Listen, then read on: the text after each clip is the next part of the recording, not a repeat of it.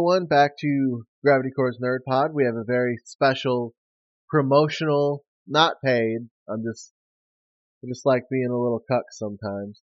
But uh, we have a very special promotional episode for a new game that's hit the market. Currently, you can only find it in a couple of different places on the website and in person in Coldwater. But I have one of the co-founders of Bad Genies, the company that creates it, and the co-creator of the game, William Cook. How you doing today, William? I'm doing well. Thank you for having me on.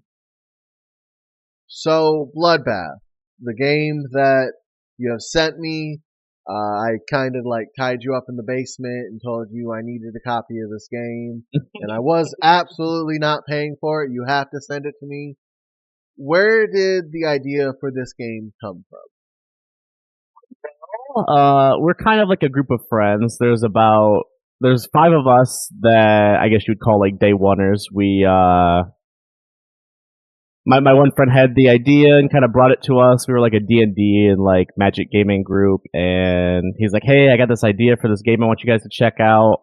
And we were all kind of involved with it from there, and we're like, "Hey, like, let's try to build on this and like flesh something out. I think this has some traction."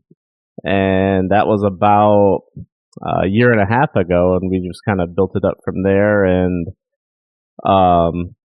founded our LLC, and we hired an artist and went through the whole whole shebang with getting an actual tangible thing in our hands. But yeah, it was just an idea among friends that we saw to this point. Right, right. So the biggest thing that stands out about this is because a lot of people are going to see it and they're going to instantly think it's that Magic the Gathering inspired game immediately.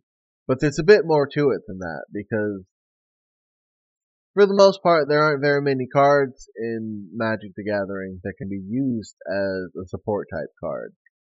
So Uh, that's a big standing point of the fact that these cards can be interchanged, and depending on how you want to use them, you can kind of fool someone with a low level card, and that's got this awesome effect that's going to buff up the low level card, and you could sweep the whole thing. I thought that was incredibly interesting because while I played a bit of Magic the Gathering, I've been more of a Yu-Gi-Oh guy, and hmm. effects have kind of always been everything. So, what, where did the idea of the levels and the different types of effects come from? Um, I don't know. Again, we're like a big gaming group, so we have like a lot of inspiration we draw from various places. But a lot of our focal point was we wanted this to be like a because like Magic would be like a trading card game. You like swap cards out, pick them up, and such as you go along. Where this is like an all-in-one, like a party game. Something you would pick up and you would have your friends over, have some drinks. Just have like a little like all-in-one thing to have a good time with. Um, but yeah, we always knew that we wanted to have like some different monsters and effects, and that they would kind of like scale based on level. And we liked the idea of yeah, like you said, being able to have like almost like a little bit of like a gotcha with the different monsters and effects. There's like some strategy, and you can kind of like play to what's in your hand and what is still in your deck, and especially when you get into like Bloodbath, the whole key mechanic of the game, you can also like build more impressive strategies and try to take more rewards from your opponent. And we just thought there was like a lot of depth in going about it the way we did, I suppose. So it's in the way I kind of equated it when I received the package, started reading over the rules and going over it with the rest of the team. at Gravitycore's Nerd Pod because we're starting to grow into a team, right? And Awesome, awesome. I'm talking to them about it, and I'm kind of equating it to the fact that it feels a bit like Cards Against Humanity had a child with Magic the Gathering. Yeah, yeah, I could definitely see the correlation there because again, with it being like a party game, we definitely want it to be um lighthearted, funny. You look at the card, the flavor text, and you're like, haha. It's got a good feel to it for sure, and we're definitely really happy with like how the cards look and what it's taken to get to that point. One thing I will say though is we are still just five guys in a garage, so like the packaging and such we plan to make some improvements on. We've already like storyboarded some either like expansions or version 2s, but with where we're at now, we're pretty happy with it for sure. It's definitely a good start, I feel like, but I feel like where the game's really going to take off is once you get those expansions in, Mm, because currently, you're playing with two decks that are basically identical. One's marked yeah, yeah. A1, the other's marked A2. Hmm. When you can get these expansions in, so that not everyone's using necessarily the same deck, or you can interchange cards in and out for a bit more variety. I feel like that's when the true shine of this, honestly, outside of any possible frustrations of learning the game, once you know the game, I feel like that's where the fun's gonna be. Is when you can play with X amount of people with different cards and just really go Well, all out, right? yeah, definitely. Well, especially with like where we're first at, one of our biggest uh developmental hurdles, I guess, is balancing, and we wanted cards that scale to the realm of almost being like kind of unbalanced. They're like so powerful, and one of the best ways that we found to combat that was just each person having a mirror of the other deck. Yeah. So yeah, you may have the super awesome I win card, but I do too, and I'll see mine eventually as well. So there's definitely some stuff with that. But yeah, we have like big plans, and we're excited for that to come for sure. But a lot of our biggest thing right now is just trying to get the word out there, have people try our game, and yeah, just get some more exposure for sure. So how are those numbers looking? You don't have to give me exact numbers, but like how are sales? How are people trying the game? Like it's growing, right? Obviously, it's growing. Oh, It's a fun game. definitely growing. Yeah, yeah. I mean, we've only been out for a couple months, and again, five guys in a garage. We don't have a publisher. We don't have a marketing team or anything. It's very much, hey, check this out. Trying to promote on socials and stuff here and there where we can. Trying to get into more LGSs. So yeah, definitely seeing more interest as we go, but looking for ways to spread that outreach as well, because we want to get through um, at least a big majority of our day one units before we look at um, trying to get version 2 out there.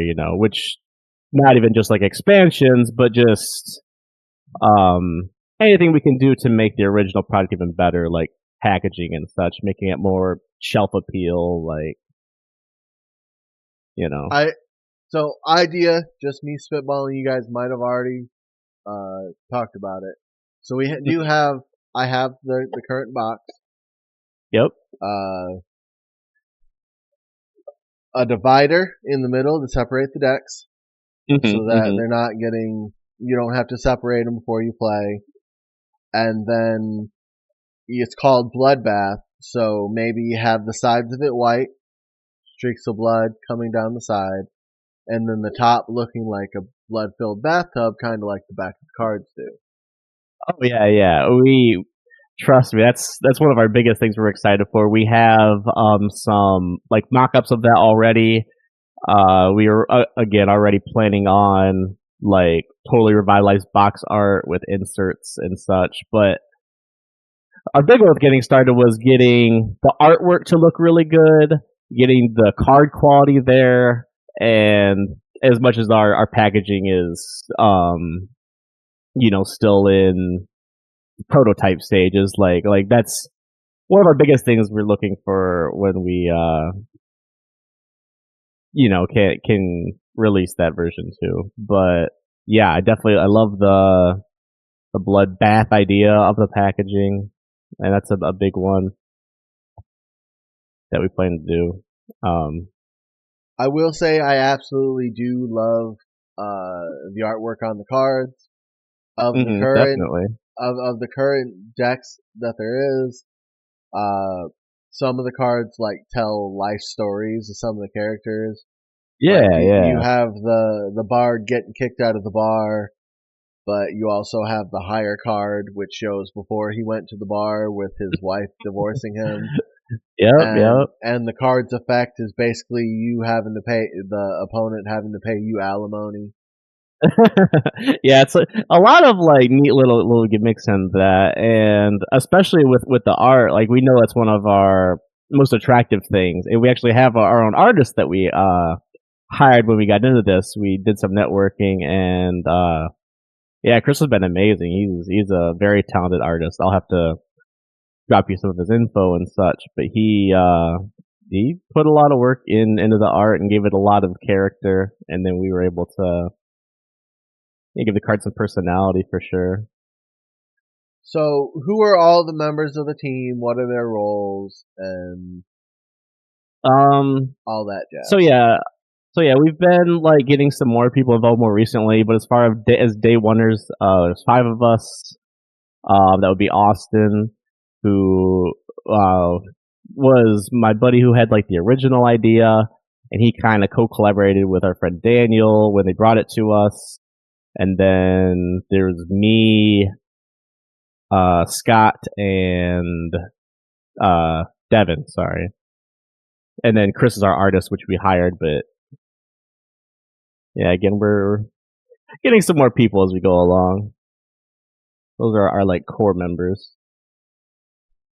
So, like, what does everyone do? Oh, okay. We Sorry, I didn't yep realize. yep yep. No problem. um, man, again, it's like a collaborative effort, but like Scott is, I guess, one of our like more like sales marketing kind of guys. Devin also like helps with some of that networking. Um, not to say that we all didn't like work on like design and balancing when we were first getting going. I know Austin and Daniel did a lot of work with getting like a hold of like the manufacturer and such, and working on that side. And they still do like a lot of shipping them out as we have orders.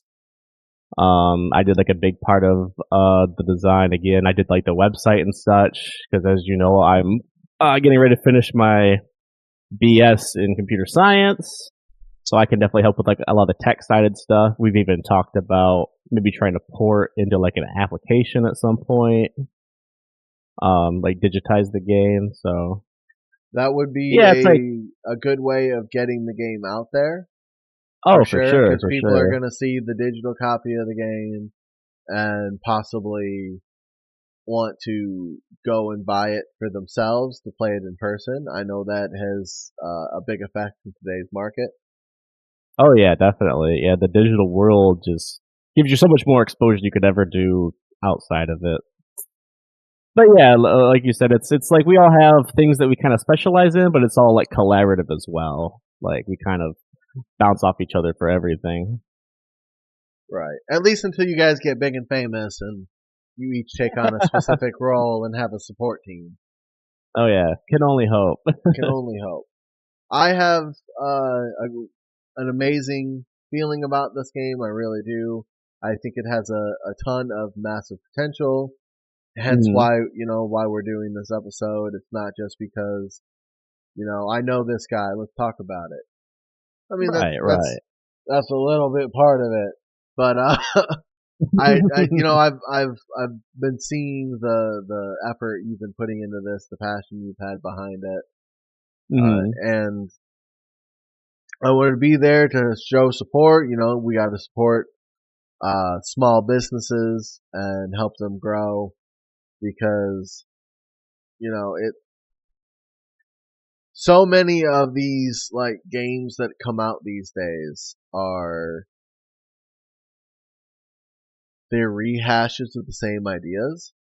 Oh, and definitely. and while you can see the kind of the amalgamation you're doing, it's Mm. it's not the same game with a new coat of paint, right?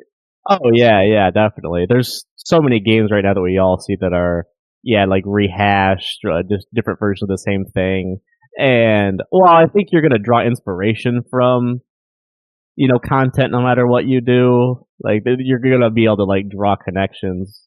Like we definitely think that we have our own thing going, and we're really happy with it. Yeah, And yeah, like you said, just a small businesses, just all trying to grow and make it. And yeah, we're proud of that though, because we haven't involved the publisher. We haven't used any AI in our designs or anything. We're five guys in a garage. So Five Guys. You're the next Bethesda. Five Guys in a Garage. maybe that's all you really need is a garage. Yeah, That's what Microsoft and Steve Jobs said. Just a yep, garage. That's all you need. Slap that bad boy. Call it good. 100%. So is Bad Genies is currently basically just Bloodbath at the moment. Yeah. Are there any other future game plans besides making the game possibly an app in the future?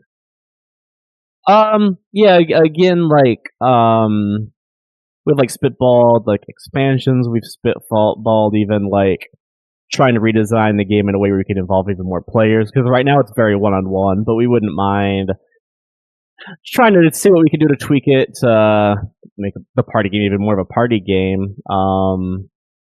As far as like completely other products away from Bloodbath, we don't really have anything in the works yet, but I guess it's all, down the road. We definitely want to make a variety of things, but with this being our first one, only being on the market for a few months and only being, a company for a little over a year, we're just getting started. We look forward to more of that, definitely. Is there talks with other local game shops? Because currently the only place to walk into a physical location is in Coldwater, Michigan. Right, right, yeah. Crescent So Moon has been one of the first people that have put us on their shelves. We've been in talks with some other places, still working that out, but I guess a lot of that's just good networking and you know knowing people, talking to the right people. I But will we definitely say, plan to, yeah. yeah, I will say in the area I live now in Northwest Ohio, not too Mhm. far from Coldwater, there is some big comics and game stores around here Mhm. that if you guys haven't made your way just over here, I think it could be worth the talks. I know Yeah, there's yeah. a absolutely massive comic book store that sells games and stuff Mhm. in Bryan, Ohio. There's one just down the street from me here in Defiance, and I know that there's quite a few different game stores, more than I seen when I was a Michigan resident. Right, right. Yeah, yeah. The game stores in Michigan have definitely. I've seen a lot of them closed down and such over the years, but we're definitely like most of us live around the Coldwater area, so a lot of it's like starting from where Where we you live and like live, trying to yep. branch out. Yeah, yeah.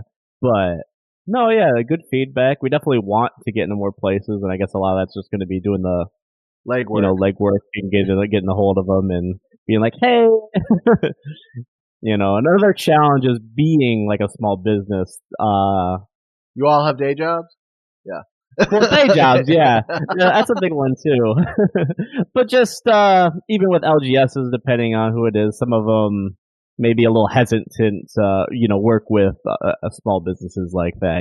They're really happy to or comfortable with getting stuff from their distributors, but It could definitely be like a little bit more work to involve, like say us, what that goes Yeah, into it, I suppose. But it's gonna take yeah, we definitely want a to. bit of sweet talking, but I think you guys can do it with your Yeah, yeah. boyish charms. Do our best. So I'd like to spend the next little bit of time talking about you, letting the listeners get to know you so that they can get a better vibe for the people behind the game. Okay, So yeah, not absolutely. necessarily like what you do for the game or anything like that, but like your personal interests. Mhm. So as a bit of a backstory, everyone, I've known William for about 5 years now. Mhm. He ain't put a ring on it yet. He actually moved far, far away from me. It is Uh, kind of crazy. I think it's been that many years already. Honestly. yeah, yeah. So William was, I had never admitted this to him, but he is one of my inspirations for getting into the gym. He Oh is, man. uh, especially with seeing how far you were driving every day for the gym. That was Mm. just because you didn't trust the gyms locally to you. Uh, I Yeah, a mean, lot of us. let's face it, that Anytime Fitness in Hillsville back when we were kids was basically just treadmills. Yeah, yeah. That's a lot of it. Is there's just back where we were living, not a whole lot of decent gyms. There are Kind of now. got to There drive are for now good that we're equipment. gone. Now that Yeah, we're gone, it is. exactly. But yeah, William was one of my inspirations for getting into the gym. The other one was my health and probably a little bit of that primal rivalry that I didn't realize was going on with an old roommate. So it was like a three factor thing. Yeah. And but William is also a massive nerd. Checks out. Checks out. I think the first time I met William, he was playing Super Mario World, allegedly on an emulator. Uh, Oh yeah, yeah. That's right. Yeah, I had that all set up at our one friend's place. That was really cool. Yeah, I mean, I've always been a big gamer. Um, I've played all sorts of titles. I mean, strategy, horror, fantasy, RPG. But sometimes it's nice to go back to the old stuff. I know you can appreciate that too. that's what I have been Um, doing lately. Outside of, I impulse bought Hollow Knight the other day because, Me or too. Silk Like Song. maybe a week ago. Yeah, Oh, like okay. Silk Song. I just impulse bought Silk Song like Thursday. Got you. Got you. That It's was in like, my cart, but I'm trying to finish Hollow Knight first. yeah, But slowly get to the Silk Song. I already owned Hollow Knight. I Mm-hmm. bought a copy of it for my son, so I already owned Hollow Knight, and so I was Awesome. like, well, I just impulse bought Silk Song. Let's lend myself my son's game from his Switch to mine because you can Mm-hmm. digitally do that now, That's sweet. and let's go play that. And I suck at 2D platformers. We'll say that right now. Especially Silk Song, man. I've seen some clips, and you gotta be really comfortable with the mechanics. I feel like to do some of those more difficult platforms. Whew. Yeah. So, where'd you get started with your gaming journey? Um, man, I guess you'd say childhood. I remember I was like had to be like 5 or 6 or something. My parents bought an N64. That was my first console ever, and I remember even just playing like Pac-Man and um Smash Brothers and old like sports games and stuff. Just anything I get my hands on, really. And it just became such a big part of me, I suppose. Which is actually kind of ironic because my parents were kind of like the more outdoorsy types, but I just didn't fall into that. And I went from Nintendo 64 to GameCube, Game Boy, Then I was on the PlayStation train for a little bit before I got into Xbox, and now it's pretty much exclusively PC. Yeah, and here I am still on Xbox. Well, I got the Switch too, but I'm basically still on Xbox. I kind of fell into that when I got my hands on a 360 controller, and Yeah. it felt right in my hand. Oh, Uh, definitely.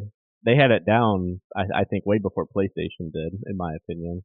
yeah, and I get a lot of people who have been lifelong PlayStation players that it doesn't feel right to have the joystick where it is on the Xbox. So I understand it. Uh, but at the same time, my thumb kind of aches having to play a PlayStation game. I mean, even now, like when depending on the game I play, if it's not like a game that's particularly keyboard mouse friendly, I still play with like an Xbox controller. It just like you said, feels right. Yep.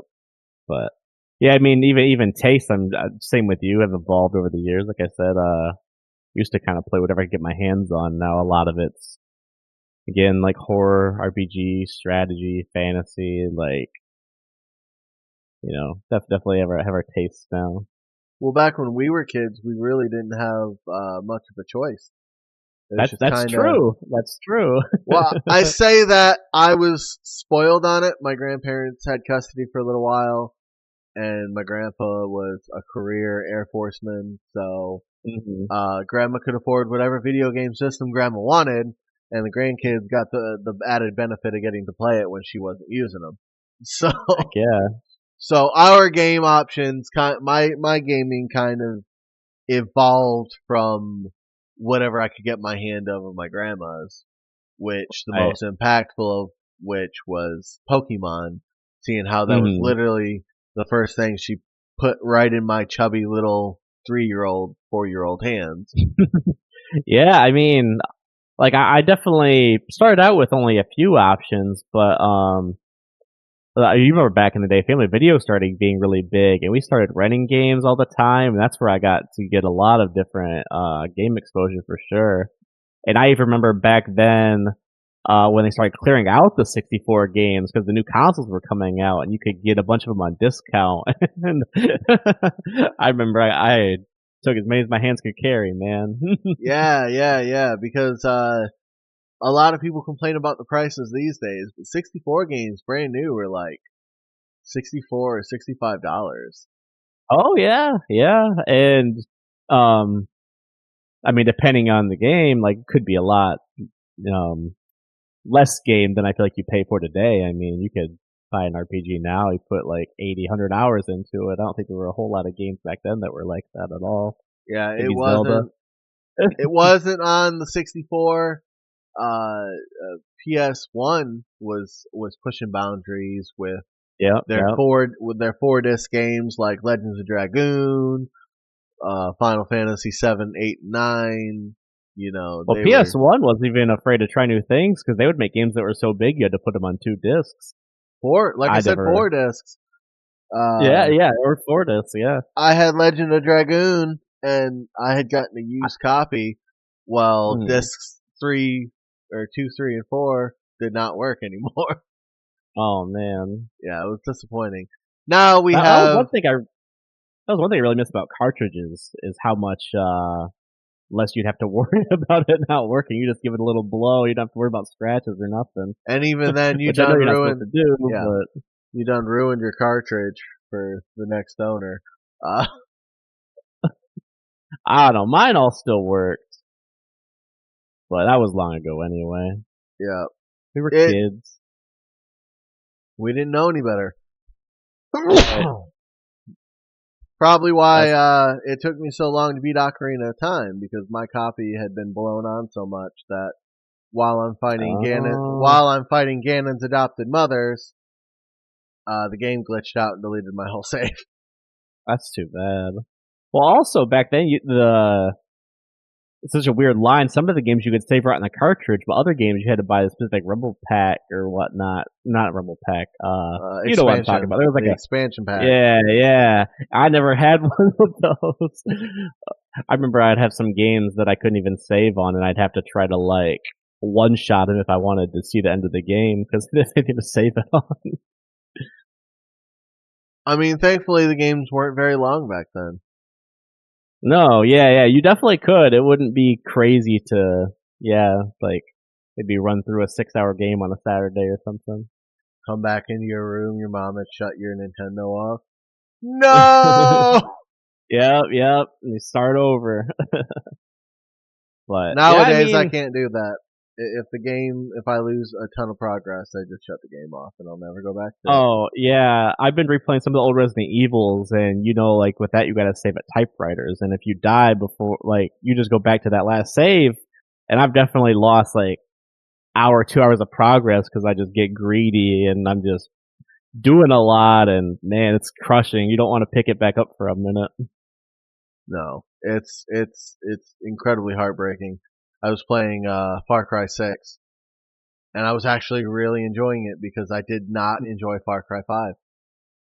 And I gave Far Cry 5 a try. I got through one of the boss fights. I beat one of the family members. Oh, And okay. then it got to the next area and I'm like, oh man, this just isn't good. So I gave it a shot. I was enjoying Far Cry 6. I got off the tutorial island, got a little bit into it and farther, and then it hadn't been auto saving. And it kicked me Oh back shoot, to halfway through the tutorial island. heartbreaking. Yep. I have not gone back. I get it. I get it. So what games But are yeah, you playing currently besides Hollow Knight? um,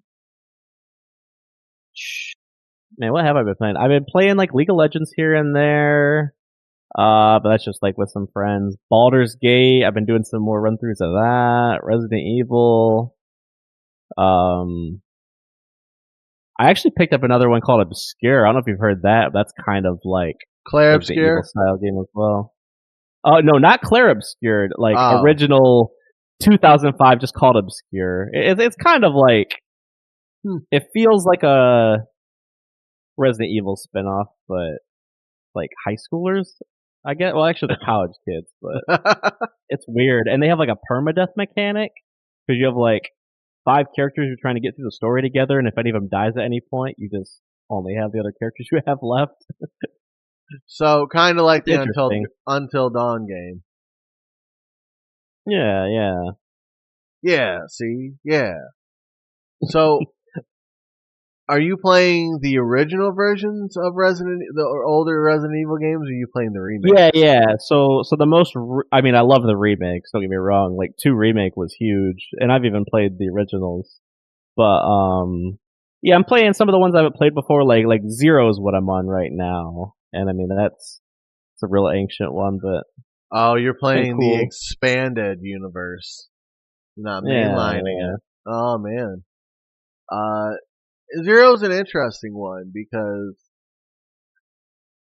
it was kind of like a two for deal with the originals game remake for the GameCube, and a lot of people just did not like it. I guess. Yeah, it's been interesting. They have like a lot of its own mechanics, like controlling 2 characters with one controller. It's really different, and having to worry about if the other character dies, you still get a game over. So So experimental, and people just didn't like the experiment. Is what I'm that, hearing. that's probably what I would guess. Yeah, I mean, but they even have some other like ones you say they're kind of outside the universe, like Outbreak and such, which I thought were hits. Actually, Obscure, I'd say probably plays closer to Outbreak, but I don't know if you've Yeah. ever touched on any of that. I have not got to touch the Outbreak games. By the time I found out about them, they were too expensive to get my hands on because I would have to buy the console they were on. I would have to buy the game. I would have to buy a memory card. God, I I get don't it. miss memory cards. But at the same time, Yeah, I miss that's a memory lot of where cards. I've turned to emulation on is just yeah, Allegedly. yeah, allegedly. Yeah, developers just they forget about these old games that, were gems back in the day, and they don't want to give us like a realistic way of getting our hands on it. If they would just throw them up on some digital stores, we'd all happily, I buy them mean, again for our new system. thankfully, Nintendo and PlayStation are starting to do it. They're just taking emulated versions of the games and putting them on the consoles. Xbox has been added a little bit. They're kind of slowing down now that Microsoft is running Xbox instead of letting them be independent. But yeah, I mean that's a big deal of why I like the Switch so much is the built-in first party emulation. Yeah, yeah. But they've been doing a lot of good stuff with that to like bring back stuff that not a lot of other um game companies are doing. I think that's really cool. But I'll be honest, I haven't picked up a Switch yet or a Switch 2. I mean that's still on pre-order, isn't it? Or has it came out? That's out. That came out June 5th. Oh, yeah, see, I'm a little bit behind on the times. I haven't played Nintendo in a hot minute. Oh man, I'm loving the Switch too. I really am. I recently finally did a playthrough of Wind Waker and did an episode on it. Loved Wind Waker more than I would have realized I would when I was a kid because I immediately Yeah, bounced off of it as a kid. Uh, and the way the system upscales the game, it looks like it could have came out recently. pretty sweet. Yeah, of Outside of all. outside of the final video where it's not in engine. Every Mhm. else bit of the game, opening cutscene, all of it's in engine. The final cutscene is an FMV, so it doesn't upscale Oh, okay, it. okay. Huh. Yeah, but what I was gonna say, just out of all the consoles Nintendo has released in like the last while, I mean, the Switch 2's probably been the only one that I've actually been kind of interested in picking up. Like, I definitely looked at it for like a lot of the reasons you mentioned with them bringing back old games on it, Have you seen the being like the sales hugest on it? Have one. you seen the I sales? haven't. I've Highest not. selling video game system of all time. Really? I actually didn't know that. Yep. It sold 3.5 million copies in the first 7 days, I think. Oh, wow. But the first 1 or 2 weeks, yeah. I haven't seen the updated metrics. It sold a Nah, lot. definitely impressive though, for sure. I mean, Nintendo's doing it right. Definitely, I feel like they kind of started doing uncharted territory when they started going from like traditional consoles to like the Wii consoles. I felt like those were a lot of like their own thing. You couldn't really get that experience from anything else. But they've made it their own with the Switch. I mean, don't they still have like um some of those like motion controls and such in Yep. it? I want to say. Yep. Still have the motion controls. Certain games highly utilize them. Zelda Breath of the Wild and Tears of the Kingdom both use them. I mean, you can turn the function off for them, but they use them for like uh, aiming your bow. So you can pull the trigger, and instead of having to use the joystick to aim the bow, you can move it up and down. Oh, that's I pretty sweet. personally turned that off because I noticed that when I would press the button, I would jolt and I would miss my shots. So I turned Oh off the man, motion controls for aiming my bow. I get it. I get it. But yeah, I mean uh, it's fun. I enjoy the Switch too. It's a good time. All the games look incredible on them. It's Mhm. basically just PS4 Pro level graphics with ray tracing, pretty much. Gotcha. But they look really good. Honestly, the I love my Series X, but Series X and PlayStation 5 have really not justified the hardware yet. Most of the games look like they could have been made for last gen. Get that. Yeah, I don't definitely. I've been PC only probably for I don't even know at this point, like 5, 10 years. I mean, I haven't really been as involved in that world. Just most of what I can get, I can just get on, or most of what I would want, I could just get on my PC. Yep. Yep. And honestly, I'll always admit this, but I'll never get a PC. PC really is where it's at because you can get PlayStation games on there, especially lately they've been Mhm. putting more and more. You can get the Yeah, Xbox games on there with Game Pass. Uh, you all the third party games, all the exclusive PC games that will come to console in 10 years once yeah. they I stop get selling. I get a lot of the hesitancy to like transition over to PC, but I definitely think it can be worth it. And also, you have a whole like with a console, you have like a console. With a PC, you can play games as well as do all your PC tasks. Because like I said, I'm a CS student, so I can still do all like my programming and such, and any other tasks I need to on my system too, and it just kind of does everything. I probably spend Yep. more time in my office than anywhere else. Yeah, it's the biggest reason I don't jump to PC gaming is the fact that I know I would want to be constantly upgrading it to the best specs, and I can't afford Yeah. to do that. Oh no, for sure. Trust me. Like you get to that point where you want to get like a new graphics card, and you're like, man, do I really want to spend like you know $500, $1,000, And then you're like, well, if I do that, then maybe I want to upgrade, my CPU, and then I'll need my another motherboard for the socket for it, and yeah, it Next just thing you becomes know, a you're taking cycle. your car to a pawn shop so you can get all these Yeah. different components. Uh huh. Uh huh. That's what it turns into for sure. They always talk But about you blowing a stranger in the alley for crack. They never talk about you blowing a stranger in the alley for computer parts. shoot, I've heard more. I've heard more. That's about the computer parts, but everybody used to say about that about Magic all the time. I mean, you know me, I'm like pretty big into Magic too, and maybe like less so lately, just because I've been busy with everything. But I mean, card prices have been going up through the roof too.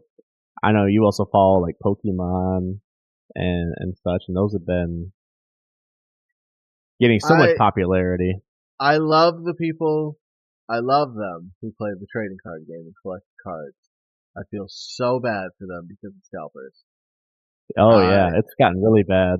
I haven't tried to even attempt to play the card game since I was maybe 7, Hmm. but I still appreciate the artwork and the effort they put in it. I don't understand why all the typings aren't in the card game, but you know, Hmm. as a massive Pokemon fan on the gaming side of things, it breaks my heart to see uh that these people are going out of their way to buy the cards and make them hard to get your hands on so that they can charge you more. Yeah, it's really depressing to see how that's kind of yeah taking over so much of the trading card market. Because even in Magic, like I haven't seen as many sellouts unless if you talk about like the exclusive expansions. Probably one of the worst things I think Wizards did. I mean, I don't really love a lot of the Secret Lair products. I think you've seen those where it's like um I don't know, say like 5 to 10 like specialized cards that you can only get one time. And they used to print those to demand, but now they just do I don't know the numbers, but however many units that they start with, that's all you get. And if they sell out of those 1,000 units or whatever, and you didn't get it in time because everybody has like bots waiting to pick it up at release, then you miss out, and it kind of sucks. Yeah, And I mean, you even see people waiting outside of stores and stuff, more so for like Pokemon products, but that's how it felt yeah, getting my hands on my Switch too. I had to watch websites yeah, for one to be available at a store, and then hope by the time I hit checkout it hadn't been bought yet. yeah. Well, even like back into like yeah, like games like PC parts too. Like the graphics cards keep getting scalped every time they get released, also, and that's like been like a big pain. Part of that due to the chip shortage, but also just people scalping them and reselling them for twice what MSRP is. I can't imagine they're actually getting very many sales on that. Uh, I would hope people have the strong enough will to be like, we're not gonna satisfy most people, not gonna satisfy these people Right. and make them take this huge loss, so they have to sell these graphics cards at what they bought them for. Oh yeah, I refuse to pay scalp prices. That's just I can make do without, but I don't know. They've got to be getting some amount of traction though if they're still doing it. I feel like, sadly, Dude, I seen empty boxes for the Switch 2 on sale on eBay for $200. saying What? Who's gonna buy an empty box? exactly. I don't know. Although some people do that just to scam. They'll like you'll think it's like a reduced price for like a whole system, and then they just send you the box, and then you like read the description because maybe you ordered it in a hurry and you weren't paying attention, and then you're really sad that you got scammed. You just got a box. Oh, that might be what it was, actually, and I just was actually paying attention. Yeah, I've seen it a lot. Yeah, they even I think on eBay you can fight some of those if it's even if they say in the description what it is, if it's like intentionally misleading, sometimes you can fight it. But I've even seen people throw up like a picture of a Switch 2 or something, and yeah, they just send you a picture for what like a whole new system would cost, and you're like, that's not what I thought I was buying. Oof. This is why I Yeah, normally just walk into stores. there's definitely a lot more trust that goes into buying something in person for sure. So, You know any what you're final getting. words about Bloodbath before we conclude this episode? Um, just that we've put a lot of hard work and passion into it. We have a lot of confidence in it. I think it's a great game, and that y'all listening should at least give it a look. I'm pretty sure Colin's gonna drop our website in the description. Y'all can, check it out a little bit. Um, but yeah, we're happy with it where it's at. Trying to get the word out there, so tell your friends. And we look forward to seeing what we can do to improve on it in the future as well. Absolutely. Uh, William, where can everyone find you Uh, at? Like well, your home probably our address, your social security number. yeah, sorry, kind of caught me off guard a little bit with that one. Well, the website is badgenies.com, and then we have like links to our socials on the website as well. That's probably the best place to get a hold of us there. Yeah, Alrighty. And while you're buying yourself a copy of Bloodbath, why not go buy yourself some Dubby, sponsor of all the episodes. Well, not sponsor, partner of all the episodes. If you want to be cracked out while playing a party game with your friends and family and possibly bite the face off a chihuahua, get your hands on some Dubby with using discount code Gravitycore at checkout. And that'll be all from us today. Thank you, William, for coming on. yeah. Thanks Uh, for having me. we love seeing, like I said earlier, we love seeing small businesses grow, Mm, and especially when they're from people that I've been so closely linked with, so that we can definitely. actually grow together. But And even on our side, it's exciting seeing your channel grow as well. yes, things have been going good here. It's nice, steady growth. We have a bit of a team now. We have the Patreon episodes going on with a guy named Noodles, big lifter, former competitive swimmer, uh, refuses to tell me what his real name is. I think it's Mr. Noodle Noodleson. Oh, okay, okay. Yeah, yep, yep. Uh, nice guy, strong. So we've been doing Patreon episodes with him. Uh, we have Uriah, who's my co-host, who has been getting a hold with Nintendo Core people about finally getting an intro in, and he's been getting a lot of listeners in and introduced me to Brad, who is me doing an Australian accent, and Okay. he comes on. You'll see him, everyone. If you go to the Discord, you'll see him as Puns for Buns. He is a guest that comes on occasionally and basically runs the Gravitycore Discord. Gravitycore's Nerd Pod Discord. And it's been a nice expansion, and with these guys, all these guys coming into my life, we've been able to, grow the podcast farther than I probably would be able to do by myself. Yeah, that's awesome, man. Now, if only we knew someone who actually knew how to edit audio for free, but we're just gonna have to keep sticking with me doing it, guys. I'm sorry. You just gotta go so heavily into the microphone all the time. And I know you guys are sick of listening to it, but you're just gonna have to deal with it. Alrighty. Again, thank you. It'll all improve over time. Yep. Thank you, William, for coming on, and thank you everyone for checking Thank us you. out. Make sure you go check out Bad Genies on their website. Buy your copy of Bloodbath. Show your support, along with checking out both pages on social media. Giving the podcast a 5-star review because we absolutely love it. It's a good time being here. I feel like we are currently, as of recording, at 31 5-star reviews, which is pretty impressive for a podcast of this age. And give everyone a follow. Give everyone love. Treat yourself with kindness. Treat others with kindness. And we'll talk to you next time. Bye bye.